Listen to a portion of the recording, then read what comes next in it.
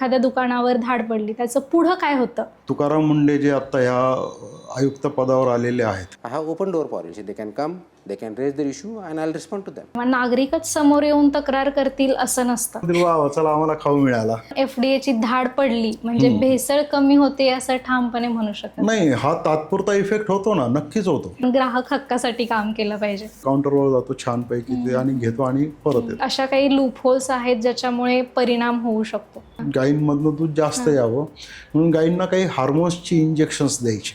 काय स्टेप्स उचलल्या पाहिजेत सामान्य नागरिक म्हणून? की भयानक चढाओढ चालू आहे म्हणून तर ते FDA जे आहे ते त्यासाठी आहे. तक्रार करण्याची पद्धत किंवा प्रोसेस काय असते? 5-10 हजाराची जरी सुपारी माझ्यासाठी दिली तरी माझा कार्यक्रम होऊ शकतो. प्रत्येक वेळेला तुकाराम मुंडे झाले पाहिजे नॉट नेसेसरी ना. आणि ते किती ठिकाणी पुरणार आहेत.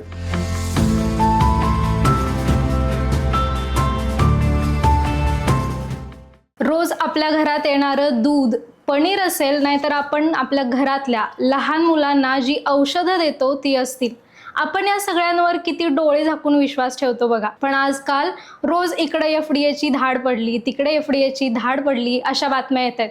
कुठं कधी भेसळयुक्त दूध सापडतं, कधी बनावट पनीर सापडतं. पण आपण या बातम्या जोपर्यंत आपल्यापर्यंत ती गोष्ट घडत नाही किंवा या सगळ्या गोष्टींची झळ आपल्याला पोहोचत नाही तोपर्यंत फारच लाईटली घेत असतो. मात्र ग्राहक म्हणून आपल्याला या सगळ्या गोष्टींची माहिती आणि जागरूकता असणं फार गरजेचं आहे. कारण जेव्हा आपण आपले हक्क बजावत असतो तेव्हा आपली कर्तव्य देखील आपल्याला माहीत असणं गरजेचं असतं. आणि याच विषयावर आज विस्तारानं बोलण्यासाठी आज आपल्यासोबत राजेंद्र धारणकर सर आहेत. सर ग्राहक हक्क कार्यकर्ते आहेत, तसंच सध्या FDA ज्याची जोरदार चर्चा आहे, तर त्या विषयात सुद्धा सरांचा गाढा अभ्यास आहे असं म्हणायला हरकत नाही. नमस्कार, मी अक्षता आणि 3S टॉकच्या या नव्या पॉडकास्टमध्ये सर तुमचंही आणि तुम्हा सर्वांचं मनापासून स्वागत. सर, आपण विषयाला सुरुवातच करताना सध्या ज्या FDAचं धाड सत्र सुरू आहे तिथून सुरू करूया की फक्त धाड टाकणं इथंपर्यंतच मर्यादित असणं उपयोगाचं, किंवा आपण म्हणूया की तितकंच पुरेसं आहे का?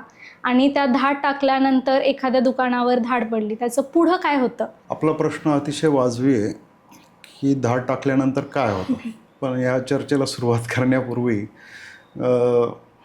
तुकाराम मुंडे जे आता ह्या आयुक्त पदावर आलेले आहेत आणि त्यांनी जे काही धडाडीने जे धाडसत्र सुरू केलेलं आहे ते अतिशय अभिनंदनीय आहे. स्तुत्य उपक्रम त्यांचा आहे तो. आणि त्यामुळं लोकांमध्ये एक इन्स्पिरेशन निर्माण झालेलं आहे की अरे वा, छान, काहीतरी चांगलं घडतं आहे आणि प्रशासकीय यंत्रणेतही काहीतरी चांगलं घडतं आहे. तर असं एक लोकांमध्ये एक चैतन्याचं वातावरण जे आहे ते या निमित्ताने तयार झालेलं आहे. एक मरगळलेला समाज किंवा मरगळलेला ग्राहक जो आहे तो या निमित्ताने जागा झाला आहे. तो चर्चा करतो आहे, तो याच्याविषयी बोलतो आहे किंवा तुम्हीसुद्धा पॉडकास्टसाठी हा विषय निवडला आहे. तर नक्कीच ही चांगली गोष्ट आहे. तुकाराम मुंडेंना त्याबद्दल द्यावे तेवढे धन्यवाद थोडेच आहेत. पण गेले जवळपास 30-35 वर्षापासून मी सामाजिक क्षेत्रात काम करतो. माझे काही स्वतःचे अनुभव किंवा मी स्वतः ज्या काही केसेस हँडल केलेल्या आहेत, तर त्या अनुषंगाने मी ज्या वेळेला याचा विचार केला की ठीक आहे की आता मुंडे साहेब आलेत, त्यांनी ते धाडसत्र सुरू केलेलं आहे. पूर्वी धाड पडत नव्हते अशातला काही भाग नाही, कारण त्यांचा तो रुटीन कामच असतं. त्यांना काही नेमूनही दिलेलं असतं की प्रत्येकाने टार्गेट असेल की एवढ्या धाडी तुम्ही टाकल्याच पाहिजे वगैरे. तर पूर्वी असं असेल की समजा महिन्यामध्ये 100 धाडी पडत असतील तर आता 1000 पडत आहेत. प्रमाण वाढलेलं आहे किंवा त्याची इंटेन्सिटी जी आहे ती वाढलेली आहे असं आपण म्हणू. पूर्वी छोट्या छोट्या लोकांवर असतील, आता मुंडेंच्या धाडसामुळे मोठ्या लोकांवरही होत आहे. तर ते अतिशय चांगली गोष्ट आहे, नक्कीच चांगली गोष्ट आहे. पण माझे जे अनुभव मी या निमित्ताने सांगेन. आणि हे सगळं सुरू झाल्यानंतर मी एक विचार केला आणि मी पूर्वी जी केस केलेली होती तिचा मी आढावा घेतला. आणि त्याचे जे काही मला धक्कादायक निष्कर्ष ज्या वेळेला लक्षात आले त्यावेळेला मी मुंडे साहेबांना एक अनावृत्त पत्र जे आहे ते लिहिलं. हां.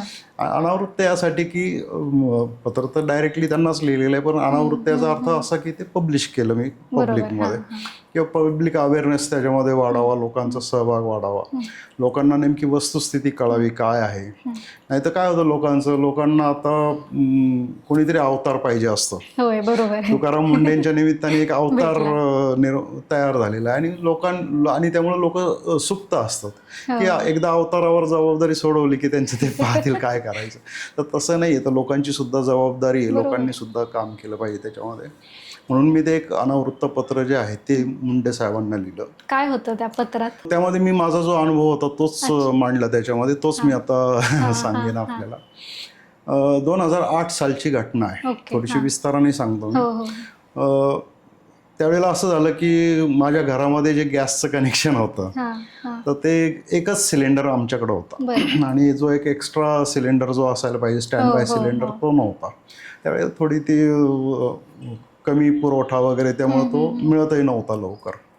त्यामुळे मी आपलं गॅस डीलरकडे वारंवार ती मागणी करायचो की मला ते एक एक्स्ट्रा सिलेंडर, त्यामुळे ते येईल त्यावेळेला मग ती नाव नोंदणी करा वगैरे असं. तर बरेच महिने वर्ष त्याच्यामध्ये गेली. मी इरिटेट झालेलो होतो खूप की काय मिळत नाही वगैरे असं. आणि एकदा मग त्यांनी ते इश्यू केला. इश्यू करतानाही बराच त्रास झाला, तो एक स्वतंत्र पॉडकास्टचा विषय होईल.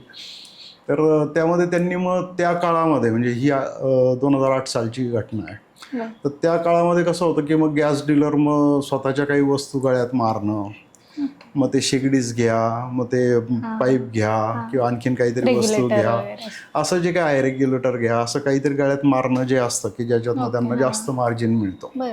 तर त्यांची ती प्रॅक्टिस होती. बहुतेक तीच प्रॅक्टिस असावी किंवा काय, त्यांच्याकडे चहा विक्रीला होता.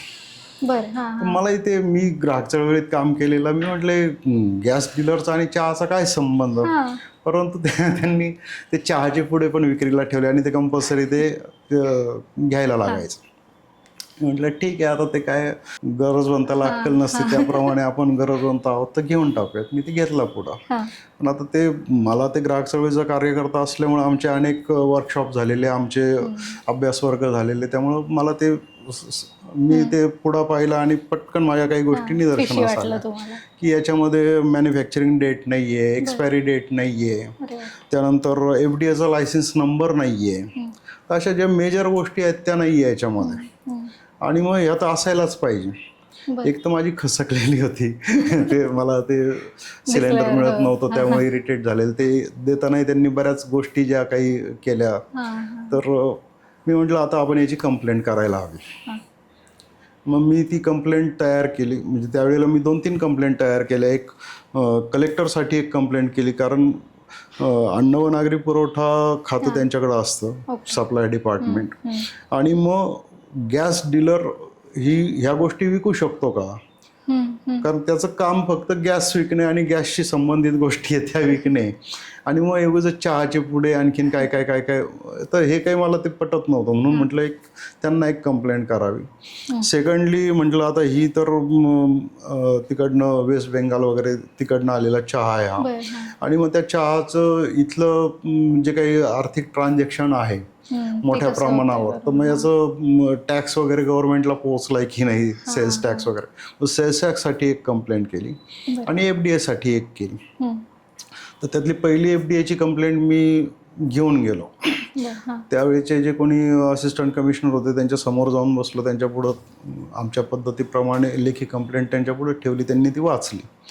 वाचल्यानंतर त्यांच्या ते लक्षात आलं की येस, की या कंप्लेंटमध्ये दम आहे. कारण मी ते चहाचे पुढे त्याला म्हटलं एक नको, मला आणखीन 2 चहाचे पुढे दे. घेताना मी 3 पुढे घेतले होते, कारण म्हटले सॅम्पल आपल्याला ते सोबत द्यायला लागतील तक्रारीसोबत, म्हणून मी एक्स्ट्रा पण घेतले. त्याच्यात ते लक्षात नाही आलं की लोक चहा नको म्हणतात आणि हे 3 पुढे विकत का घेत आहेत. पण ते मी घेतले ते, आणि मग ते त्यांच्या पुढं मी तो चहाचा पुडा पण ठेवला होता की म्हटलं हा मला चहाचा पुडा मिळाला आहे, हा तुम्ही इन्व्हेस्टिगेट करा काय आहे. मग ते त्यांनी त्यांच्या इन्स्पेक्टरला बोलवून घेतलं, त्याला त्याशी चर्चा केली. त्यामुळे तुमच्या काही गोष्टी लक्षात आलेल्या आहेत, काही गोष्टी लक्षात आलेल्या नाहीत, त्या आम्हाला माहिती आहेत म्हणे, त्याही अँगलने आम्ही तपास करू म्हणे. म्हटलं ठीक आहे, ओके. आणि मग मी तिथनं निघून आलो.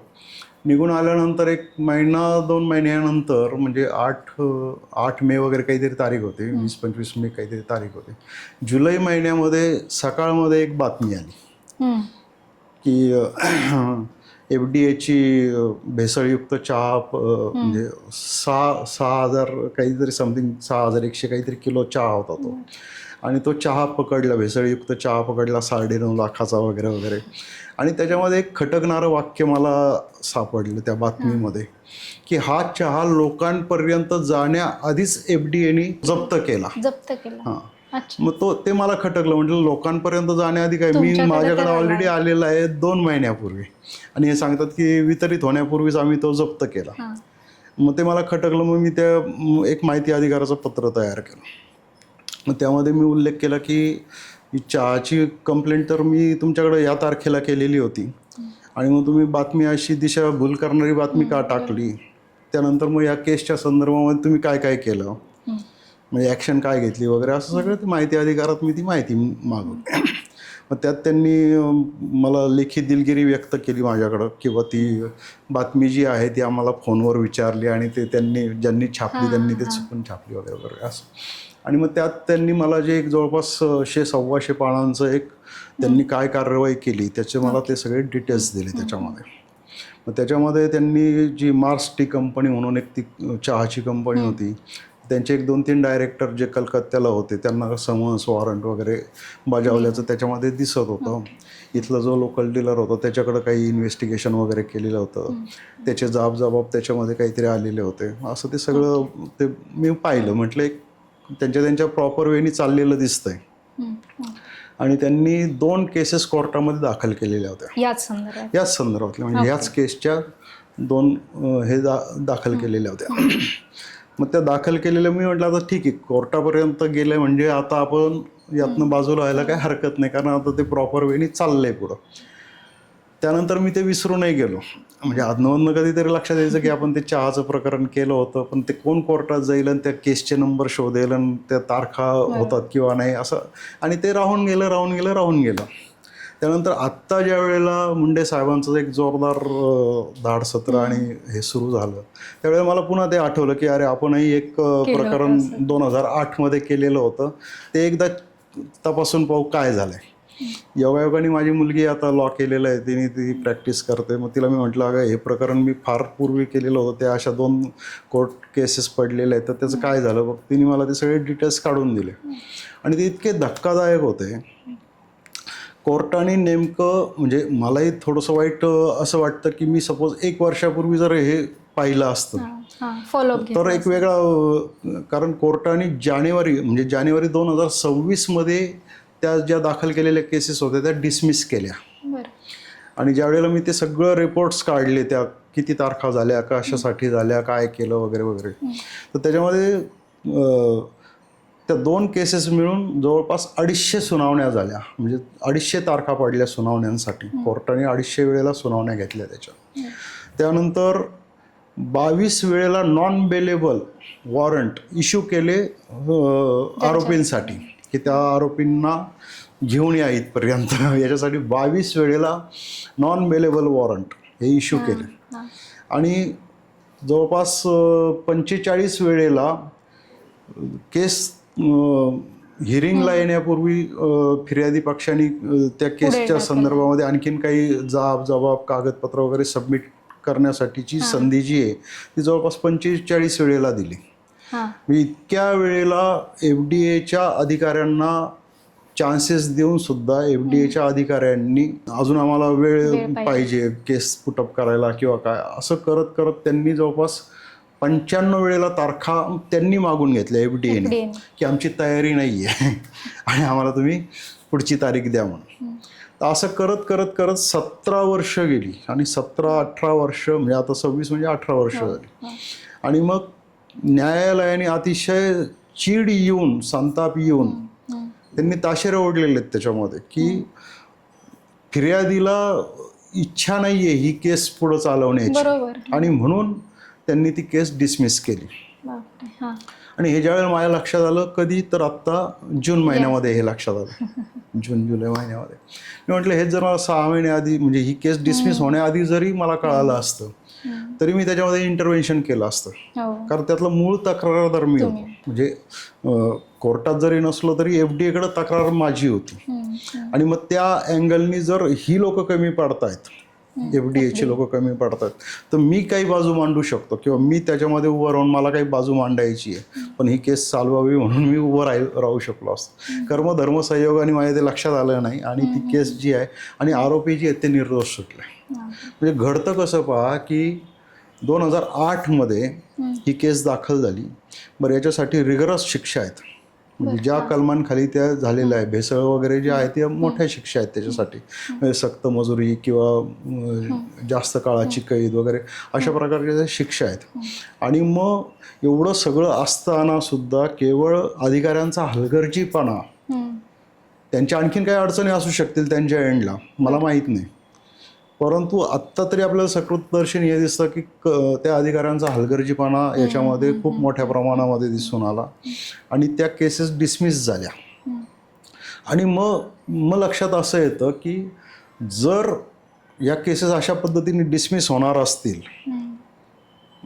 हा माझा अनुभव आहे, माझ्याकडे ते सगळं रेकॉर्ड आहे, आणि मग जर माझा प्रत्यक्ष अनुभव आहे, माझं रेकॉर्ड आहे, तर FDA ज्या केसेस दाखल करत आहे, म्हणजे माझी केस तर डेट झाली ती, तर आत्ता त्या मृतावस्थेत असणाऱ्या शेकडो केसेस असणार आहेत की ज्या डिसमिसच्या उंबरठ्यावर असणार आहेत, की आज न उद्या त्याही अशाच गेल्या 5 वर्ष 10 वर्ष FDA लोक येत नाहीये, मग कोर्टाने त्या केसेस डिसमिस केलेल्या आहेत किंवा करणार आहेत. माझं म्हणणं असं आहे की आयुक्त जर याच्यामध्ये खूप ॲक्टिव्ह आहेत सुदैवानी, तर त्यांनी अशी एक रचना बसवली पाहिजे की त्यांनी आत्ता तो आढावा घेतला पाहिजे की अशा किती केसेस आहेत की जे आत्तापर्यंत तुम्ही रिप्रेझेंटेशन केलेलं नाही आहे किंवा तुम्ही तुमचं काही म्हणणं दाखल केलेलं नाही आहे, वकिलांनी प्रॉपरली तिथं म्हणणं पुटअप केलेलं नाही आहे.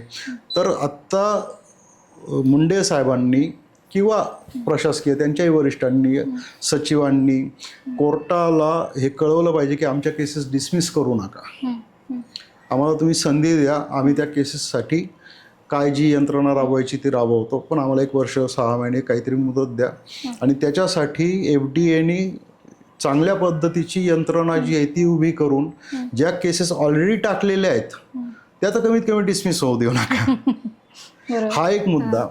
मला एक खेदानं असं म्हणावं असं वाटतंय की माझ्या केसच्या बाबतीमध्ये की म्हणजे आता हे पूर्ण जगाला माहिती आहे किंवा जग राहटी आहे की ह्या गोष्टी अशा घडतात की अधिकारी जे ते केस करतात, केस करताना सकृतदर्शनी वाटतं की केस केलेली आहे, खूप चांगलं झालेलं आहे, पण तू त्याच्यामध्ये काहीतरी लूप होल्स ठेवतात.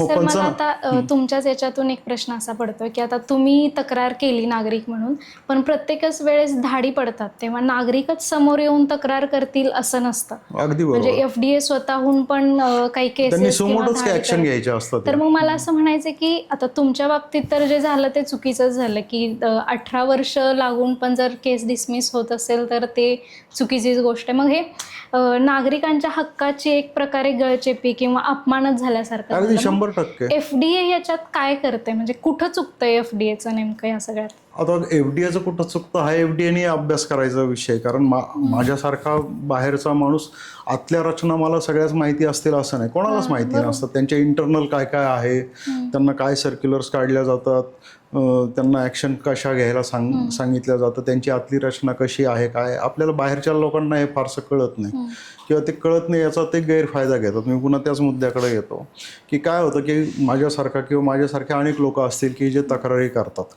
तक्रारी केल्यानंतर सकृतदर्शनी असं दिसतं की अधिकारीसुद्धा वा तुम्ही फार छान काम केलं, आता आम्ही ॲक्शन घेतो वगैरे वगैरे, जसं मला त्यावेळेला त्या अधिकाऱ्यांनी माझ्या बाबतीत केलं.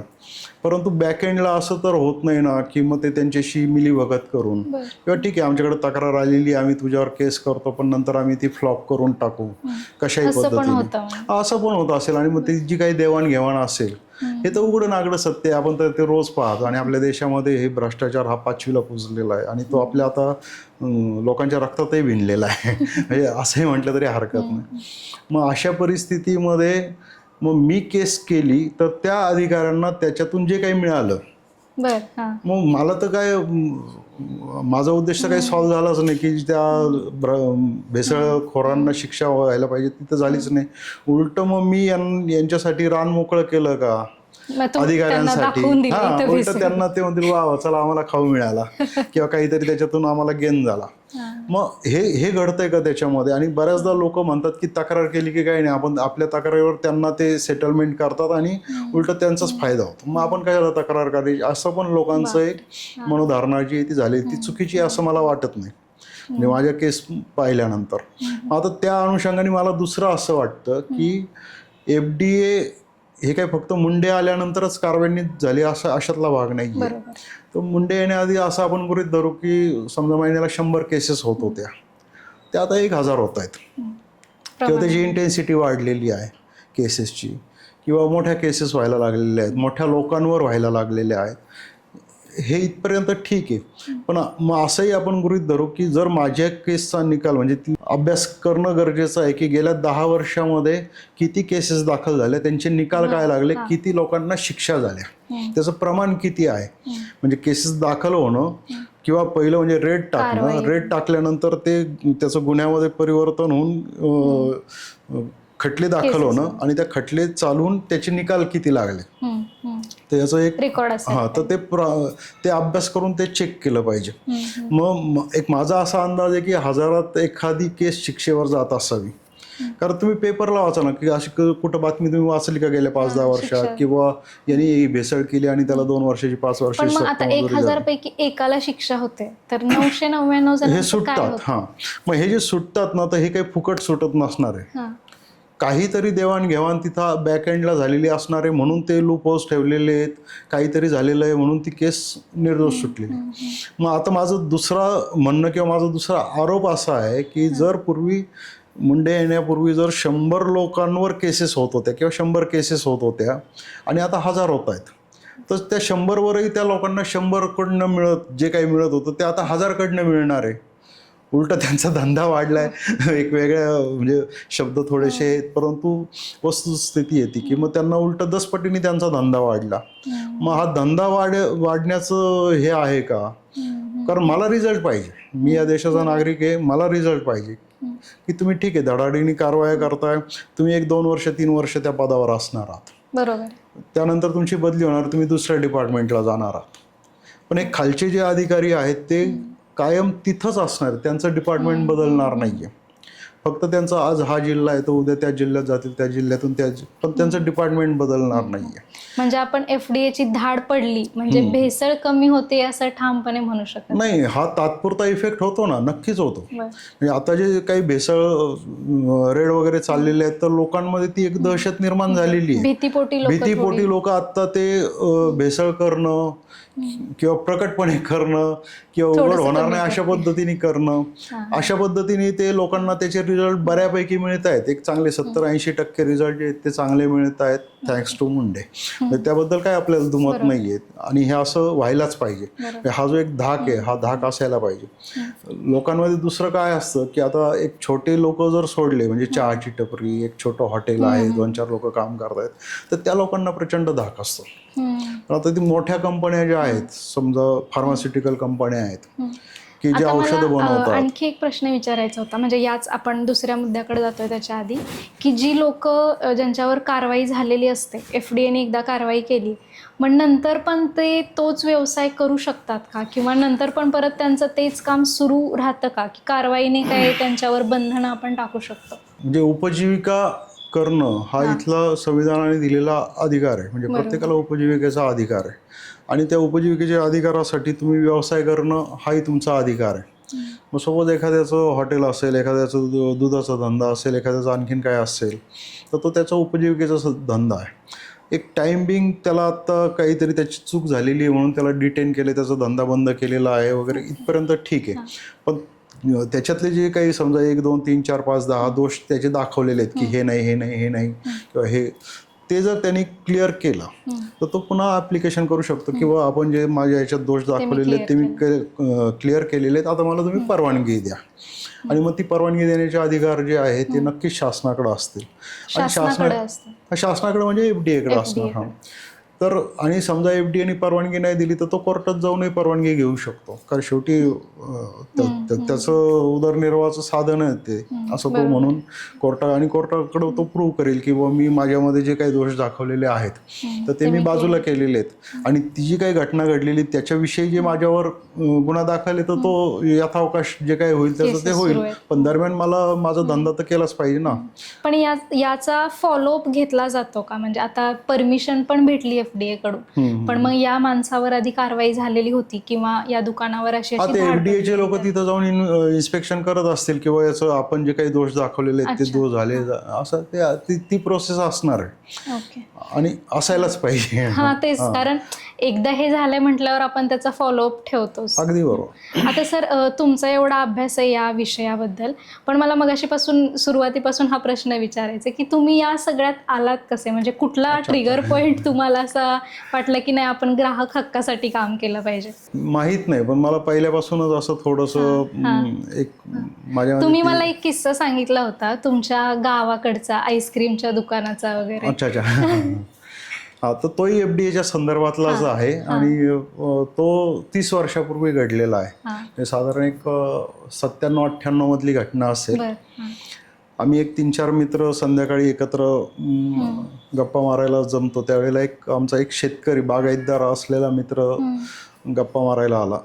तो थोडासा असा वैतागलेला, एक त्रस्त झालेला असा, आणि त्यांनी एक वेगळीच आमच्या सगळ्या मित्रांपुढे एक मागणी केली. तर म्हणे आम्हाला एक चांगला कोणीतरी भगत म्हणजे जे दैवी शक्ती असणारे किंवा तंत्रमंत्रविद्या जाणणारे असे जे असतात त्याला भगत म्हणतो आपण, तर असं कोणीतरी भगत चांगला मला असेल तर सुचवा. म्हटलं काय रे बाबा, एकदम भक्तावर का असतं? तर तो म्हटला की म्हणे माझ्या 4 होस्टेन गाई, त्यानंतर 5-6 बकऱ्या म्हणजे शेळ्या वगैरे असतात त्या शेळ्या, 3-4 पाळलेली कुत्री शेतामध्ये राखणीला लागतात, तर ती अशी 3-4 कुत्री पिसाळलेलं कुत्रं चावल्यामुळं दगावली. बरं, एवढी सगळी? हां, एवढी सगळी. आता ती एक होस्टेन गाय त्यावेळेला 25-30 हजार रुपये तिची किंमत होती. तर तो म्हटलं साधारण एक 1.25 लाखाचं माझं नुकसान झालं. बरं, नुसतंच कुत्रं चावलं आणि गाय दगावली असं झालेलं नाही, तर मी त्या गायींना दवाखान्यात घेऊन गेलो नाही, जनावरांच्या दवाखान्यात घेऊन गेलो. उपचारावरही माझे 20-25 हजार रुपये खर्च झाले. मी डॉक्टरांनी जे सांगितले ते इंजेक्शन, औषधं सगळे घेऊन आलो आणि एवढं सगळं करून सुद्धा म्हणे मला रिझल्ट काही मिळाला नाही. माझे सगळं ते आणि काहीतरी दैवी म्हणजे प्रकोप किंवा काय अशा अँगलने तो धास्तावलेला होता की बुवा आता आणखीन भविष्यामध्ये माझ्यावर काही संकट येऊ नये, दैवी संकट येऊ नये, तर त्याच्यासाठी मला बघत पाहिजे. आता तो हे बोलून गेला, पण माझ्या डोक्यामध्ये विचारचक्र सुरू झाले की हा सांगतोय की मी सगळे औषधोपचार केले, प्रॉपर केले, ट्रीटमेंट दिली, तरी सुद्धा जर हे होतंय आणि त्यावेळेला मी मी मूळचा अहिल्यानगर म्हणजे पूर्वीचा नगर जिल्हा, त्या आदिवासी असलेला तालुका अकोले म्हणून आदिवासी तालुका आहे, तर त्या तालुक्यातलं मी त्यावेळेला तिथंच होतो. तर आमच्या तालुक्यामध्ये त्यावेळेला मी सामाजिक कामही मोठ्या प्रमाणात चांगलं करत होतो. तर त्यावेळेला साधारणपणे दर आठवड्याला किंवा एक 4-8 दिवसातून एक तरी बातमी असायची की अमुक गावी सर्पदंशाने शेतकऱ्याचा मृत्यू किंवा खेडूताचा मृत्यू, श्वानदंशाने पिसाळलेलं कुत्रं चावल्याने अमुक झालं असं. तर अशा साधारण दर आठवड्याला एक जरी म्हटलं तरी 150 लोक दरवर्षी श्वानदंश आणि स्नेक बाईटनी लोक मरायची. मग मी ते कोरिलेट केलं की याच्याकडच्या गायी गेल्यात किंवा दरवर्षी एवढ्या मोठ्या संख्येने जर लोक आपल्याकडं मरतायत आणि ट्रीटमेंटला लोक जातात, कुत्रं चावलंय म्हणून कोणी घरातच बसत नाही किंवा साप चावला म्हणून कोणी, तर दवाखान्यात जातात, उपचार करतात आणि उपचार करून सुद्धा तो माणूस दगावला जातो. तर मग नेमकं कुठं चूक होतीये? तर मग ती माझी सुरुवात झाली विचार करायला किंवा नेमकं काय होत असावं. आणि मग मला एक सहज आठवलं, त्यावेळेला आमचं हॉटेल होतं आणि हॉटेलमध्ये आमच्याकडं आईस्क्रीम पण आम्ही विकायला ठेवायचो. त्यावेळेला क्वालिटी नावाचं आईस्क्रीम होतं, ते क्वालिटी आईस्क्रीम विकायला ठेवायचो आम्ही. तर ते आमच्याकडं त्यावेळेला ग्रामीण भागात MSEBची जी काही वीज आहे तो दिवस लाईट जायची म्हणजे कधी 1 दिवस 2 दिवस 4 दिवस लाईट यायची नाही. आणि कोणाकडे पॉवर बॅकअप वगैरे असे ज्याचे छोटे जनरेटर वगैरे ते घेण्याची ऐपत नसायची, छोटे छोटे दुकानदार ते कुठं काय करणार ना. तर त्यामुळे ते आईस्क्रीम जे ते मेल्ट व्हायचं, म्हणजे एक 3-4 तासापर्यंत त्याचं टेम्परेचर टिकून राहायचं, कुलिंग टिकून राहायचं. नंतर मग ते कुलिंग वाढायला लागायचं, म्हणजे टेम्परेचर वाढायला लागायचं, आईस्क्रीम मेल्ट व्हायचं. जो कप पूर्ण भरलेला असायचा तो साधारण निम्म्यावर यायचा, अगदी निम्म्यावर यायचा, तो मेल्ट होऊन पूर्ण पातळ होऊन ते निम्म्यावर यायचं. त्यानंतर लाईट आल्यानंतर पुन्हा मग ते कुलिंग तयार होतं, मग पुन्हा ते हार्ड व्हायचं ते, परंतु त्याची कॅरेक्टरिस्टिक बदललेली असते, त्याच्या ज्या गुणवत्ता किंवा अंतर्गत ज्या काही असतील त्या ते बदललेल्या असतात. त्यामुळे त्याची चव लागत नाही, ते कडक होतं. आईस्क्रीम कसं थोडंसं मऊसूद वगैरे असतं तर ते कडक होतं, अशा सगळ्या गोष्टी त्या बदलतात. आणि ते कधी कधी ते इतकं 2-3 दिवस गेले की ते खूपच मग ते घाण होतं वगैरे. तर आम्ही अक्षरशः किलोने आईस्क्रीम किंवा पॅकेट आईस्क्रीम आम्ही फेकून दिलेले आहेत. मग ते नुकसान होतं, प्रचंड नुकसान होतं. तर माझ्या ते लक्षात आलं की जर कुलिंग चेन जर ब्रेक झाली तर आतलं मटेरियल जे आहे ते मटेरियल त्याच्या कॅरेक्टरिस्टिक बदलतात, ते पूर्वीसारखं राहत नाही. मग जी गोष्ट आईस्क्रीम साठी जी आहे तीच गोष्ट मेडिकल स्टोअरमध्ये जे फ्रीजमध्ये ठेवलेले जे औषधं आहेत की जे कोल्ड चेनमध्ये ठेवायला लागतात, तर त्यांच्या बाबतीत तेच घडतं. जर माझी लाईट जाती तर माझ्या शेजारी जे मेडिकल स्टोअर आहे त्याची पण लाईट जाती, जी माझी व्यथा आहे तीच त्याची पण व्यथा आहे. मग जर त्याच्या मेडिकलमधल्या फ्रीजमधलं जे काही औषधं आहेत की जी कोल्ड चेनमध्ये ठेवणं गरजेचे आहे, तर ते जर रूम टेम्परेचरला येत असतील आणि एकदा बंदिस्त वातावरणात आणखीन टेम्परेचर वाढतं.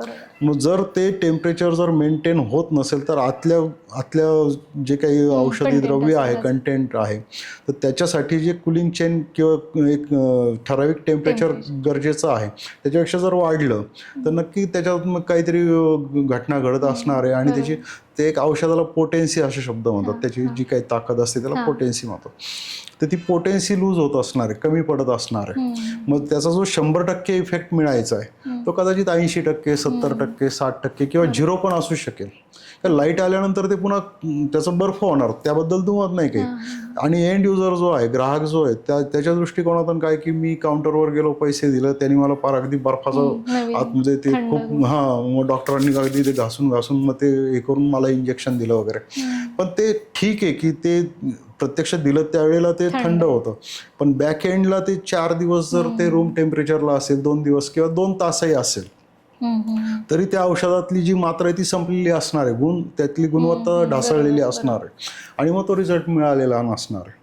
मग ते माझ्या मित्राच्या बाबतीत, गायांच्या बाबतीत असेल किंवा जी लोक स्नेक बाईटनी मरतायत दरवर्षी, शेकडोनी लोक मरतायत, मग त्याच्या बाबतीत हेच घडत असणार आहे असं एक म्हणजे मला ते फील झालं की अरे मग ह्या अँगलने आपण तपास केला पाहिजे. योगायोगाने त्यावेळेला काय आलं, मी ग्राहक सेवेत काम करायचो आणि जिल्हा ग्राहक संरक्षण कक्ष नावाची एक यंत्रणा होती, तर तिचा मी अशासकीय सदस्य होतो. आणि त्यामध्ये शासकीय अधिकाऱ्यांची नेमणूक असायची. मग त्याच्यामध्ये हे FDA जे असिस्टंट कमिशनर वगैरे त्यांची पण असायची, डॉक्टर वगैरे, जिल्हा आरोग्याचे अधिकारी वगैरे किंवा असे निरनिराळे अधिकारी त्याचे मेंबर्स असायचे. मी तो विषय, मग ती एक छोटीशी किंवा एक जिल्ह्याची विधानसभा म्हणूयात आपण ग्राहकांची.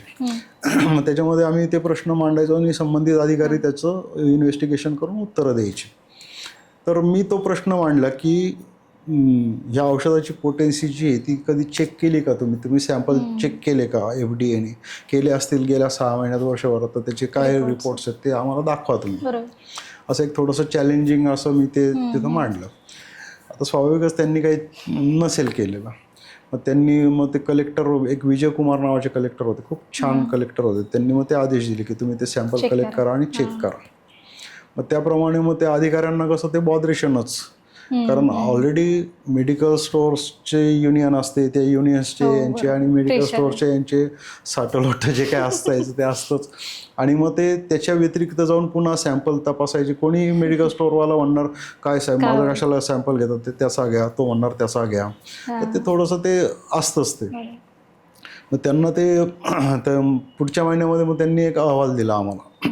मग त्या अहवालात म्हणजे माझ्या दृष्टीने निगेटिव्ह रिपोर्ट दिला की आम्ही सॅम्पल चेक केले आणि ते सॅम्पल खूप चांगल्या व्यवस्थित आढळले, त्याच्यामध्ये काही प्रॉब्लेम आढळला नाही.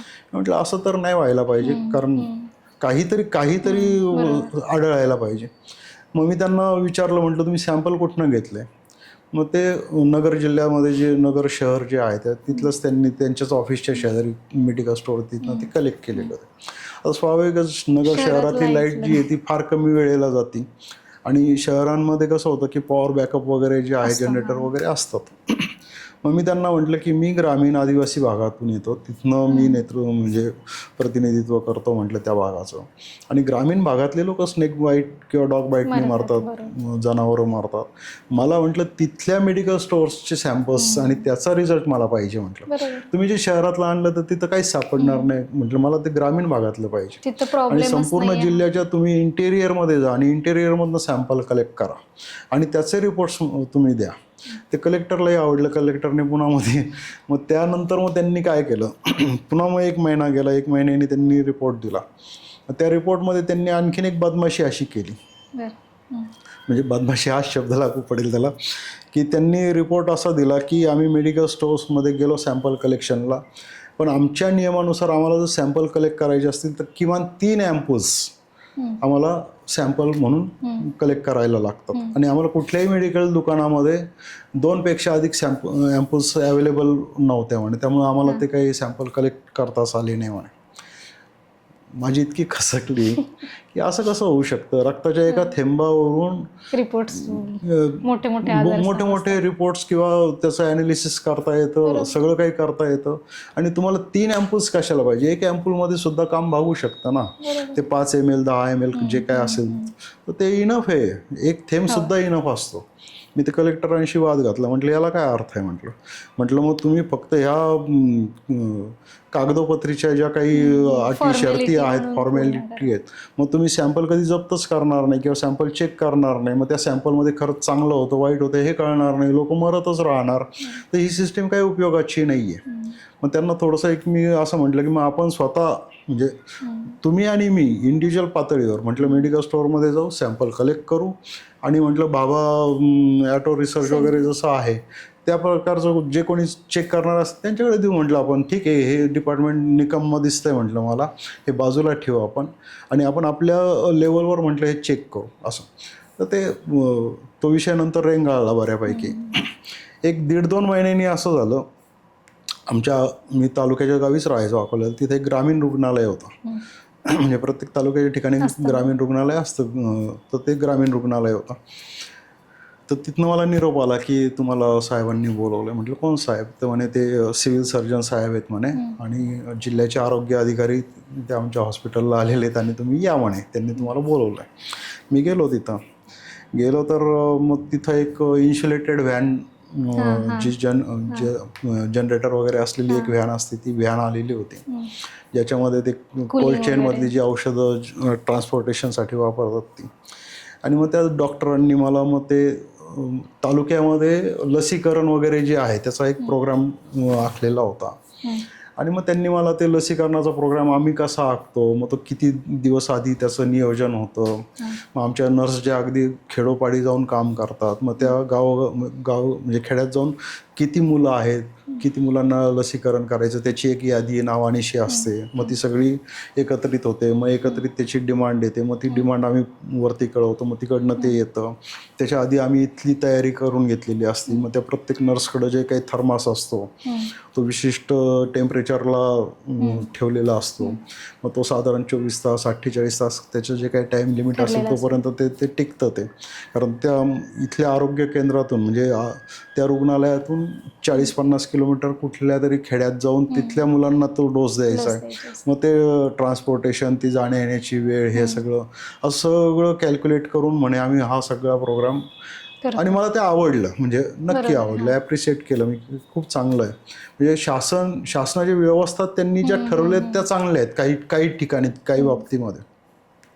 मग एक थोडा विश्वास बसला की अरे ओके, की म्हणजे गव्हर्नमेंटच्या बाबतीत तरी जे काही येतं आहे ते कूलिंग चेनमध्ये येतं आहे. प्रायव्हेट एरियाचाच फक्त हा प्रश्न आहे किंवा प्रायव्हेट सेक्टरचा हा प्रश्न आहे की बाहेर जी येतात ती गॅरंटी नाही कशी येतात काय येतात. दुसरं एक मी मग माझ्या परीने सर्वे केला. मग माझे जे मेडिकल स्टोअर्सचे मालक जे मित्र होते ओळखीचे होते त्यांच्याशी मी जाऊन बोललो की तुम्ही तुमचा जो माल आहे औषधं जी आहेत होलसेलरकडनं तुम्ही कशी मागवता वगैरे वगैरे. तर त्या काळामध्ये मग ते पुण्यातून मुंबईतून मोठ्या हे ऑर्डर देणार. ऑर्डर दिल्यानंतर इथलं जे काय आहे ते त्यांचं पार्सल तयार करणार. आणि त्यावेळेला कसं होतं की ट्रान्सपोर्टेशन काही फार असं आत्ता जसं खूप सोपं झालेलं आहे तसं सोपं नव्हतं. ST पार्सल सेवा त्याचा जास्त वापर व्हायचा. STचे पार्सल मग इथलं सपोज पुण्यातनं मागवलेलं तर पुण्याचा डिस्ट्रीब्युटर ते पार्सल तयार करणार. इथल्या ते ST डेपोकडं ते पाठवून देणार. मग ते ST डेपोत जाऊन पडणार. मग त्याचं जी काही प्रोसेस असेल मग त्यांच्या काही ठराविक गाड्या असतील की ज्याच्यातनं ते टप्प्याटप्प्याने मग ते आमच्या त्या तालुक्याच्या ठिकाणपर्यंत येणार. ते आल्यानंतर मग ते तिथला जो डेपो मॅनेजर किंवा जो कोणी त्याचं व्यवस्थापन करणार असेल तो त्या संबंधितांना ते कळवणार. मग त्याची काही बिल्टी वगैरे असं काहीतरी शब्द आहे त्याचं मग ते घेऊन येणार तो ज्याचं पार्सल आहे तो. मग ते दाखवणार त्याची काय फी असेल ती देणार आणि मग ते ताब्यात घेणार. त्या सगळ्या ट्रान्झॅक्शनमध्ये कमीत कमी 1 आठवडा जायचा 7-8 दिवस. म्हणजे आता तुम्ही बघा की पुण्यामध्ये जर ती औषधं पॅक केली आणि ती जर कोल्ड चेनमधली असतील तर ती ओपन झाली ती. मग त्याला वारं लागणार त्याला ऊन लागणार त्याच्यावर प्रवासात टेम्परेचर अजून वाढतं ते सगळंच. आणि मग ती ST मध्ये काय ते असं येऊन त्या गोडाऊनमध्ये पडलंय ते त्याला काय असं काही नाहीच आहे कुठंच काही नाहीये. ते STच्या टप्पावरनं ते औषधं सगळी ते येणार सगळी. हो त्या काळामध्ये तसंच होतं. आणि मग ती औषधं ती त्या मेडिकल स्टोअरवाल्याकडे येणार. आल्यानंतर तो ठीक आहे ते काचेच्या कपाटांमध्ये वगैरे दिसताना आपल्याला फार छान दिसतं. पण बॅकएंडला खरंच ते येईपर्यंतचं त्याचं कशा पद्धतीने आलेली आहेत ती. आणि मग ती येताना जर त्याच्यामध्ये काही बदल झालेला नाही ना त्याच्या आतल्या गुणवत्तेवर कंटेंटमध्ये तर ते आपण पाहत नाही. आपण फक्त काय पाहतो काउंटरवर जातो छानपैकी ते आणि घेतो आणि परत येतो. आणि आपल्याला रिझल्ट नाही मिळाला की आपण डॉक्टरांना सांगतो डॉक्टर औषधं बदलून देतात एकतर किंवा आपण डॉक्टरला बदलतो आणि दुसऱ्या डॉक्टरकडे जातो.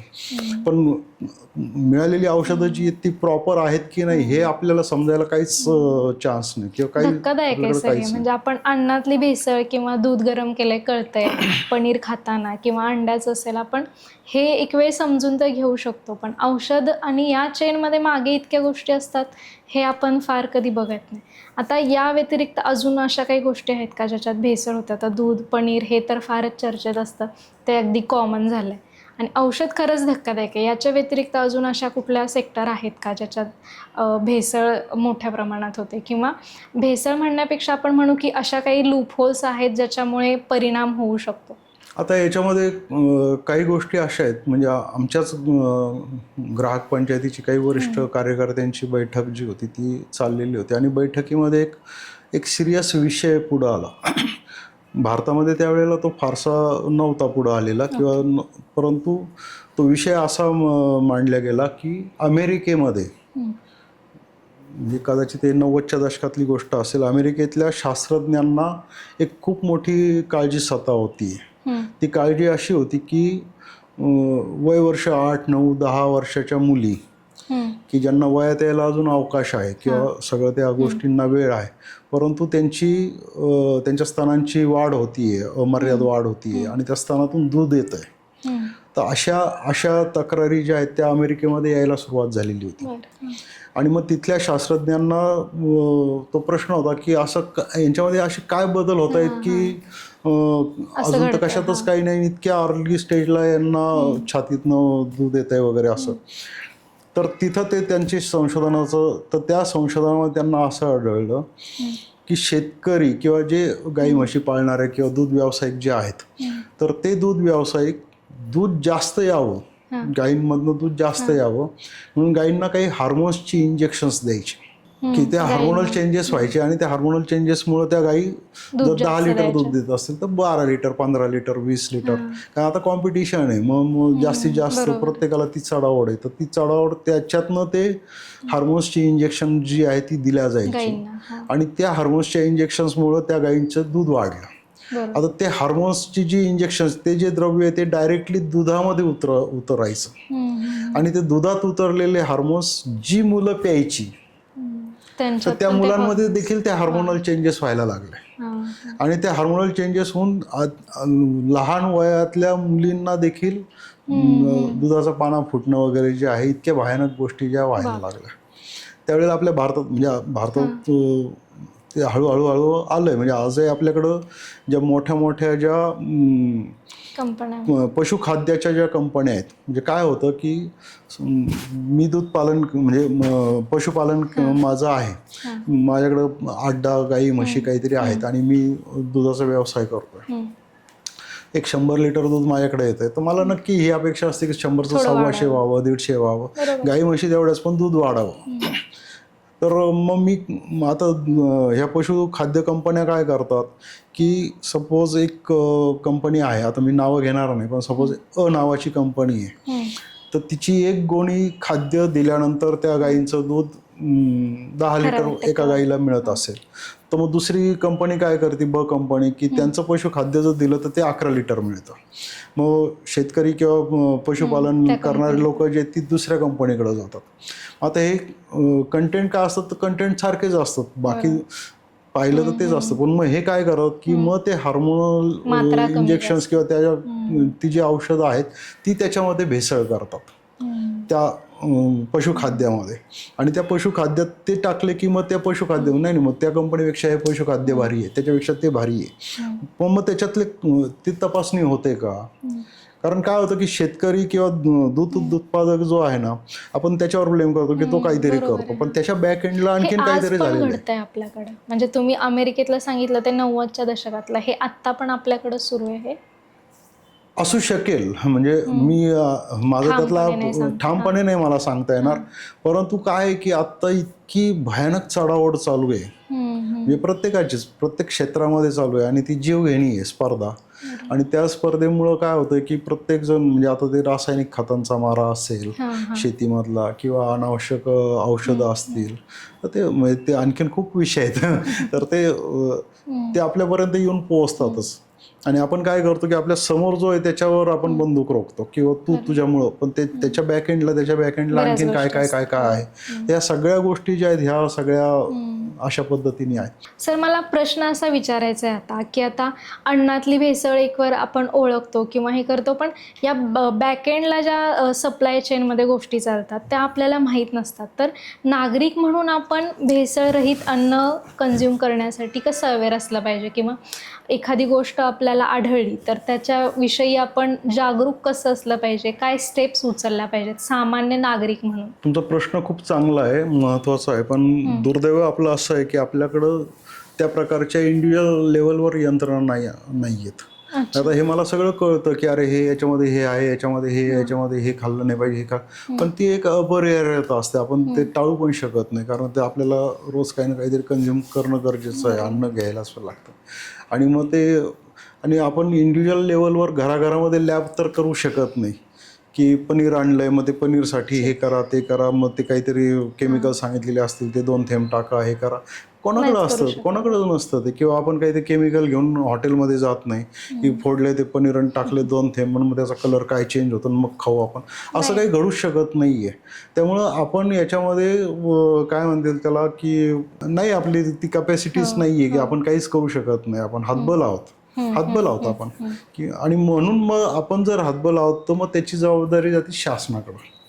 शेवटी आपलं सगळं जे काय आहे, आपण एक शासन तयार केलेलं आहे, यंत्रणा तयार केलेली आहे, आणि त्या यंत्रणेने हे पाहावं याच्यासाठी, म्हणून तर ते FDA जे आहे ते त्यासाठी आहे. आणि आत्ता जे मुंडे काम करतायत तर ते आपल्या वतीनंच ते एका अर्थाने काम करतात, त्यांनाही आपण ते सहकार्य करणं किंवा चांगल्या पद्धतीने मदत करणं हीच आपली जबाबदारी, की जिथं कुठं आपल्याला असं काही दिसेल तर त्यावेळेला त्याला विरोध करणं, त्याच्या तक्रारी करणं. जास्ती आता काय होतंय की ह्या सुमोटो तक्रारी होत, म्हणजे धाडी पाडतायत, नागरिकांनी सांगितलं म्हणून किती पाडतायत, तर त्याचाही अभ्यास करणं गरजेचं आहे. आज दुर्दैवाने काय आहे की आपला समाज जो आहे ना तो इतका नेवळट, शंड शिथिल म्हणजे झालं. चुकीचे शब्द हे आहेत, लोक माझ्यावर मोर्चा काढते, पण वस्तुस्थिती की चारी बोटं आपल्याकडे वळतात. ज्यावेळेला आपण एक बोट दुसरीकडे दाखवतो त्यावेळेला सगळी बोटं आपल्याकडे वळतात. आपण काय करतो की कोणीतरी करील, कोणीतरी पाहिल, बरोबर. आणि म्हणून आपण शांत असतो. तर लोकांनी किमान तक्रारी ज्या आहेत त्या करत राहिलं पाहिजे. मला शंका आहे, हे याची तपासणी आता व्हावी. जर तक्रार करायची तर बऱ्याच वेळा आपलं असं असतं की माझा खूप वेळ जाईल आणि या प्रोसेसमध्येच मला पडायचं नाही आहे शासनाच्या किंवा कंप्लेंट करण्याच्या. जर कंप्लेंट करायची असेल तर याची काही सोपी पद्धत आहे का? किंवा मला एखाद्या वस्तूबद्दल शंका आहे तर ती तक्रार करण्याची पद्धत किंवा प्रोसेस काय असते? आता मुंडे साहेबांनी बऱ्याच गोष्टी ज्या आहेत त्या सहज सोप्या, तुम्हाला त्याचे काही ॲप्स तयार केलेले आहेत की त्या ॲपवर तुम्ही तक्रार करू शकता सहज सोप्या पद्धतीने. आधी पूर्वी कसं होतं की मग ते त्या डिपार्टमेंटमध्ये जा, त्यांचं ऑफिस शोधा कुठं आहे, मग ते गेल्यानंतर तो अधिकारी त्याचा मूड कसा असेल तर तुमची तक्रार ऐकून घेईल न घेईल. आता काय झालं की ऑनलाईन तुम्हाला प्लॅटफॉर्म मिळाल्यामुळं तुम्ही तुमची तक्रार जी आहे ती तुम्ही बिनधास्त मांडू शकता आणि त्याचा फॉलोअप पण तुम्ही चांगल्या पद्धतीने घेऊ शकता. पण लोकांनी मला वेळ नाही, अमुक नाही, कोणी राष्ट्रपती नाही, काही नाही, काय वेळ नाही म्हणजे हे काही कारणच नाही खरं म्हणजे. मग तुम्ही जर एक 5-10 मिनटं 15 मिनटं जर त्या किती वेळ लागतो असं, तर ती तक्रार करायला ती धारिष्ट्य तुमच्यामध्ये नाही हे खरं कारण असतं. वेळ नाही ही सबब झाली, पण खरं कारण आहे की माझ्यामध्ये धारिष्ट्य नाही. मी तक्रार केली, त्याला जर माझं नाव कळालं, त्यांनी जर माझ्यावर आकस धरला, त्यांनी जर माझ्यावर काही सूड उगवला, तर ही भीती जी ही लोकांमध्ये आहे, खऱ्या अर्थाने ती माझ्याही मनामध्ये होते ज्या वेळेला मी ती चहाची कंप्लेंट केली. कारण एक साधी सरळ गोष्ट आहे की कुठल्याही गॅसचा डीलर, पेट्रोल पंपाचा मालक हे कोणी आयरे गैरे लोक नसतात की सहज कोणीतरी सुरू केलं. हे सगळे आमदार, खासदार, मंत्री किंवा मोठे लोक जे आहेत ते असतात. आणि मला ती भीती होती ना की एवढ्या मोठ्या व्यक्तीविरुद्ध आपण कंप्लेंट करणार आहोत, आपली काय शामत आहे, म्हणजे की काय एक 5-10 हजाराची जरी सुपारी माझ्यासाठी दिली तरी माझा कार्यक्रम होऊ शकतो. पण मी एक ते धाडस आहे, म्हणजे प्रत्येकामध्ये ह्या गोष्टी असतील असं म्हणून माझ्या स्वभावामध्ये ते आहे की जिथं मला वाटतं तिथं मी कटाक्षाने विरोध हा करतो. तर ते थोडंसं लोकांनी ते वाढवलं पाहिजे, नाही तर मग प्रत्येक ठिकाणी तुम्हाला असंच अनुभव जे आहेत ते येतात. ठीक आहे, म्हणजे आपण आपली कर्तव्य बजावत नाही तोपर्यंत आपण आपल्याला हक्क मिळतील याची अपेक्षा ठेवू शकत नाही किंवा तसं होणार पण नाही. नाही, तो अधिकारच नाही आपला ना. मी तर म्हणेल अधिकारच नाही. जर आपण कर्तव्य बजावत नसू आणि आपल्याला जर रिझल्ट पाहिजे असेल तर तुमचा काय अधिकार आहे. आणि लोक थोडेसे ऐदी या बाबतीत ऐदी झालेले आहेत की कोणीतरी करेल मग मला ते रेडीमेड मिळेलच त्याचा. आता मी निराळ्या क्षेत्रात पाहतो किंवा मग ती याचिका तुम्ही का नाही करत, नाही केलेली आहे त्यांनी, मग त्यांचा रिझल्ट आला किंवा तो सगळ्यांना लागू होईल, मलाही त्याचा फायदा होईल, असे लोक असतात. पण अरे मग कोणीतरी करेल, तू का नाही करत? मग तुकाराम मुंडे करतील, तू का तुकाराम मुंडे होत नाही, हा खरा प्रश्न आहे. ते प्रत्येक ठिकाणी जाऊन म्हणजे आता मी ज्या वेळेला 17-18 वर्षापूर्वी ज्या वेळेला कंप्लेंट केली, मी काही शासकीय अधिकारी नव्हतो, मी काही आमदार नाही, खासदार नाही, मंत्री नाही, माझ्या एक सर्वसामान्य तुमच्या एक लोकांसारखा मी एक साधारण माणूस होतो. पण तरी मी करू शकतो ना. मग तेच इतरांनी प्रत्येक वेळेला तुकाराम मुंडे झाले पाहिजे, नॉट नेसेसरी ना. आणि ते किती ठिकाणी पुरणार आहेत. आता तुम्ही जर पेपरला किंवा त्या सोशल मीडियावर पाहिले तर तुम्ही शिक्षण आयुक्त व्हायला पाहिजे, तुम्ही पंतप्रधान, तुकाराम मुंडेंनी पंतप्रधान व्हायला पाहिजे, तुकाराम मुंडेंनी मुख्यमंत्री व्हायला पाहिजे. व्हावं, जरूर व्हावं, त्यांनी मोठ्या मोठ्या ठिकाणी जावं, तिथं काम करावं. पण मग तुम्ही काय करता हा माझा प्रश्न असतो. ते करतील म्हणजे त्यांनी करावं आणि तुम्ही आहे तर त्याचे फायदे घ्यावे असं आहे का काही? असं हा माझा प्रश्न आहे. नक्कीच सर.